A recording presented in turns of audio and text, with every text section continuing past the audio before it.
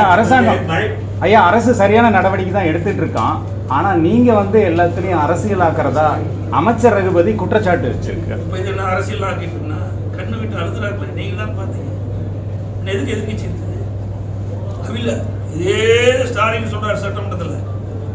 ஏன்னா எதிர்க்கட்சி என்ன அவில செய்யன்னு சொன்னார் சரிங்களா. இப்போ நாங்கள் என்ன தவறு செய்யணும் ஊடக நம்பர் பத்திரிகை என்னோடய வந்தீங்க.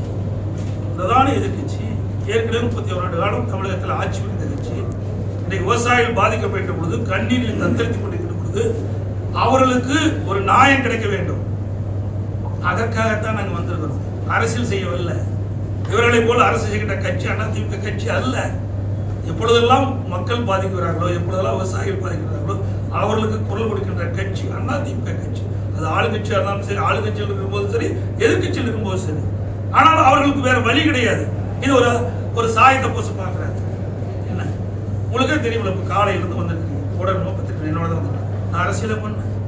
இப்பொழுதும் நான் கேட்கறது என்ன, இப்பொழுதாவது போர்க்கால அடிப்படையில் விவசாயி உற்பத்தி செய்யப்பட்ட நெல்லை இன்றைக்கு சாலையிலையும் திறந்த வெளியிலையும் குவிச்சு காவல் காத்துட்டு இருக்கிறாங்க. இப்படிப்பட்ட அவலங்களிலிருந்து போக்குங்க. உடனடியாக போர்க்கால அடிப்படையில் கொள்முதல் செய்யணும் தான் நாங்கள் சொல்றோம். இது என்ன சரியானது தானே? இதில் என்ன தவறு இருக்குது? இதில் என்ன அரசியல் இருக்குது?